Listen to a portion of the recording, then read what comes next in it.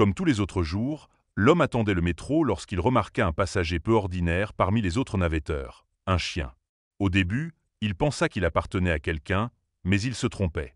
Il devait découvrir où le chien était allé, mais lorsqu'il découvrit ce qu'il faisait et pourquoi il était là, il appela immédiatement les autorités. D'habitude, Amir se rend au travail en voiture personnelle, mais comme la veille il était à l'atelier, il décida d'utiliser les transports en commun pour aller au travail. Dès le premier jour où il prit le métro, Amir ne s'attendait pas à voir une telle chose. Un chien attendait patiemment avec les gens à la station et sauta dans la voiture dès qu'elle s'arrêta. Personne ne prêta beaucoup d'attention au chien, sauf Amir. Que se passe-t-il? En observant le chien sur le quai, Amir essaya de le chercher dans le métro, mais avant qu'il puisse le trouver, le train arriva à sa station. Malheureusement, il dut descendre et aller au travail. Au début, il pensa que le chien était juste un vagabond sans but dans la voiture, cherchant quelque chose à manger. Alors il essaya de l'oublier. Mais cela ne serait pas la fin de son histoire. Amir rentra chez lui en pensant qu'il ne reverrait jamais le chien, mais le lendemain, il eut la surprise de sa vie. Le chien l'attendait à nouveau à la station de métro. Et ce n'est pas tout. Au cours des jours suivants, Amir continua à observer le chien prendre son propre métro. Il commença à se demander ce qui se passait. Le chien était-il égaré et un navetteur l'avait-il nourri, ou était-ce quelque chose de bien plus sérieux? Chaque jour n'était pas le même.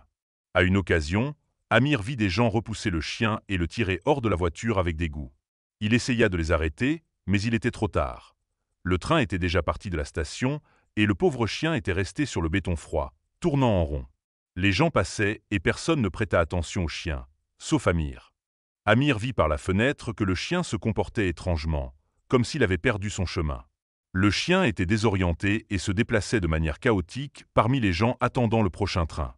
Avant qu'Amir ne puisse faire quoi que ce soit, le train quitta la station. L'homme continuait à penser à un moyen d'aider le chien, mais d'abord, il devait le retrouver. Il était déterminé à percer le mystère du chien voyageur. Le lendemain, Amir apporta avec lui des croquettes délicieuses pour chien lorsqu'il partit pour le travail. Il attendit à la même station de métro, et il ne fallut pas longtemps avant que le chien apparaisse. Il était un peu plus sale que d'habitude, mais son pelage brun était indéniable.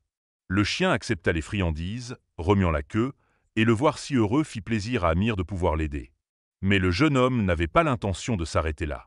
Amir reçut un appel téléphonique l'informant que sa voiture avait été réparée et était prête à être récupérée au garage. À ce moment-là, il décida de continuer à prendre le métro pour aller au travail, jusqu'à ce qu'il ait une chance d'aider le chien. La voiture pouvait attendre, mais qui sait dans quel pétrin ce chien se mettait chaque matin? Amir devait agir rapidement pour découvrir le fond de cette histoire. Il décida d'appeler les autorités, qui le dirigèrent vers un refuge pour animaux locaux. Le personnel du refuge était aussi perplexe qu'Amir en entendant l'histoire. Au début, l'équipe voulait simplement attraper le chien et essayer de trouver une famille adoptive pour lui, mais le mystère de ses déplacements quotidiens et de pourquoi il était là ne pourrait pas être résolu de cette manière. Cela signifiait que quelqu'un pouvait attendre le chien chez lui, ou peut-être qu'il veillait sur un chiot. Il ne pouvait pas le savoir avec certitude, donc le personnel se dirigea dans une autre direction. Le personnel du refuge décida de mettre un traceur sur le chien pour voir exactement où il allait. Ce n'était pas facile de gagner la confiance du chien, mais avec l'aide d'Amir, ils y parvinrent. Il ne restait plus qu'à attendre. Le traceur était enfin actif et sur le chien. Lorsque le personnel vit où le chien allait, il ne savait pas comment réagir. Il n'avait jamais vu quelque chose de pareil. Lorsque le personnel vérifia le localisateur après un jour, il ne pouvait pas le croire. Le chien avait fait une très longue promenade dans la ville, et personne ne savait pourquoi. Dans les jours suivants, l'histoire se répéta. Le chien voyagea pendant un certain temps, puis retourna à la zone de départ le soir. Quelqu'un du personnel du refuge décida de suivre le chien à pied pour découvrir où il allait chaque jour. C'était quelque chose qu'il ne pouvait pas sortir de sa tête, alors il devait agir. L'homme découvrit immédiatement des informations précieuses. Tout d'abord, le chien s'appelait Boji. Il fut remarqué par des habitants qui commencèrent à le photographier en voyageant par métro, train et même ferry. Il était clair que le chien était très intelligent. Il connaissait toutes les règles des transports en commun et laissait passer les passagers pour descendre, attendant qu'ils montent dans le train après qu'il ait été complètement vidé. Quand il s'agissait de stations de métro et de train, Boji attendait sur le banc si le temps était beau, tandis qu'il allait à l'intérieur s'il faisait froid ou pleuvait. L'homme n'avait jamais vu de chien comme lui. En vérifiant le traceur plus en détail, le personnel du refuge découvrit que Boji faisait environ 29 arrêts par jour, parcourant une distance de 27 à 30 km par jour. Bien qu'étant un chien errant, il était un croisement entre un roi des civets et un chien de berger, et avait pris son nom d'une voie ferrée. En terminologie appartenant à la langue turque, le chien subit un examen approfondi qui montra qu'il avait déjà subi tous les contrôles de santé et avait été stérilisé, donc le pauvre chien appartenait à une famille mais vivait maintenant comme un errant. Il voyageait beaucoup pour atteindre des personnes et des établissements où il pouvait obtenir de la nourriture. C'était une aventure quotidienne pour le chien d'être nourri par les nombreux gens qui l'aimaient et le chérissaient. Si cela ne suffisait pas, de nombreux comptes sur les réseaux sociaux étaient ouverts pour suivre la dernière fois que Boji avait été vu. Alors que les passagers appréciaient sa compagnie pendant le voyage, le chien était une présence apaisante et apportait de la joie à tous les passagers qu'il rencontrait. Ainsi, tout le monde aidait le chien à trouver son chemin et lui donnait des friandises chaque fois qu'il le voyait. Depuis que les gens ont commencé à suivre Boji, il est devenu un phénomène en ligne. Chris McGrath, un photographe de Getty Images, entendit parler de Boji par le biais de Twitter. Les internautes ont commencé à poster des selfies avec le chien, qui a maintenant également ses propres comptes Instagram et Twitter avec des milliers de abonnés. Chris décida de se rendre à Istanbul pour voir le chien en personne.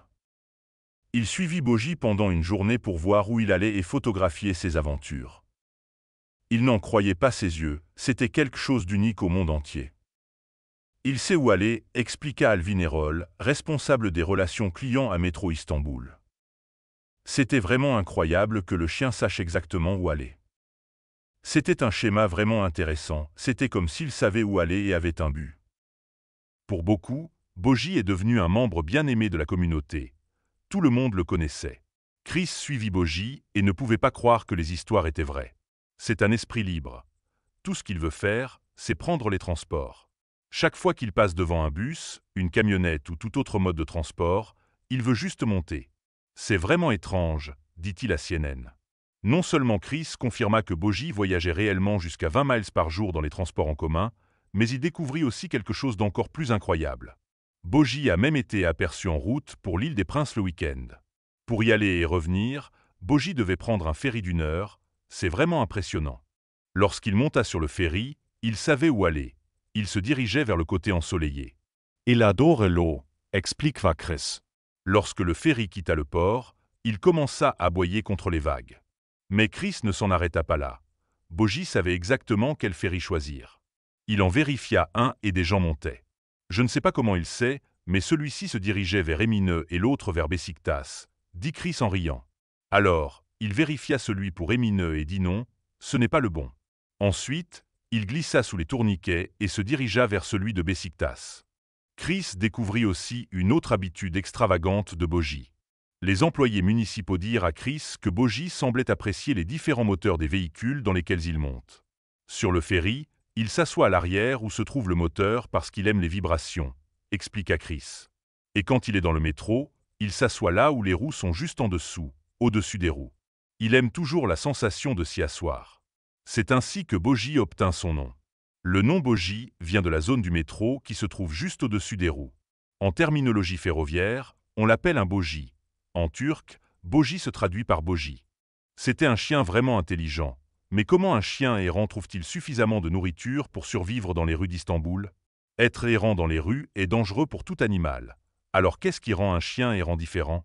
Istanbul est connu comme Kazistan pour une raison.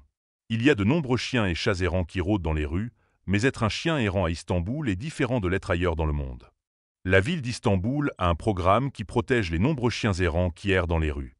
La nourriture est fournie par la ville, il existe des programmes de stérilisation et des services d'assistance d'urgence pour tous les animaux errants.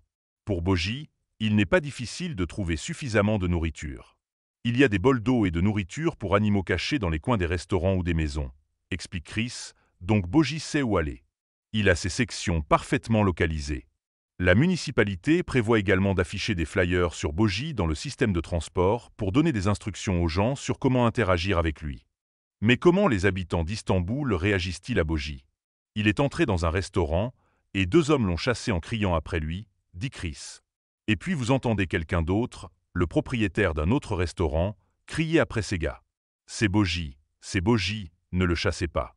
Donc, il est définitivement une célébrité maintenant. Et ce ne sont pas seulement les membres de la communauté d'Istanbul qui protègent leur animal bien-aimé. Alvin Erol et les autres employés municipaux ont un faible pour le chien voyageur. Depuis que Boji est devenu si connu, les employés municipaux ont commencé à l'emmener pour des examens réguliers chez le vétérinaire. C'est un moyen de l'aider à maintenir une bonne santé. Ils décidèrent également de réaliser une étude comportementale pour vérifier que le chien allait bien et que ses interactions avec les humains ne posaient pas de problème pour lui et les personnes qu'il rencontre chaque jour. Ils l'emmenèrent dans une sorte de camp d'entraînement et lui donnèrent un peu d'attention, un peu de toilettage, quelques vaccinations. Chris a déclaré à CNN qu'il était utile pour Boji de subir ces examens. Ils l'observèrent interagir, firent réparer son collier de localisation, et cela prit environ une semaine. Une fois qu'ils furent sûrs que Boji était en bonne santé, ils le libérèrent, mais pas sans créer une petite niche pour lui dans une des stations de métro. Depuis que les gens ont pris conscience de Boji et de ses étranges habitudes de déplacement dans les trains, il est devenu un phénomène mondial sur Internet. Il a plus de 79 000 abonnés sur ses comptes Twitter et Instagram. Beaucoup de ses abonnés sont des navetteurs d'Istanbul qui le connaissent personnellement. Vous prenez le train et soudain vous voyez Boji, dit Alvin Erol du métro d'Istanbul. Vous souriez et vous saisissez le moment. Vous le faites vraiment.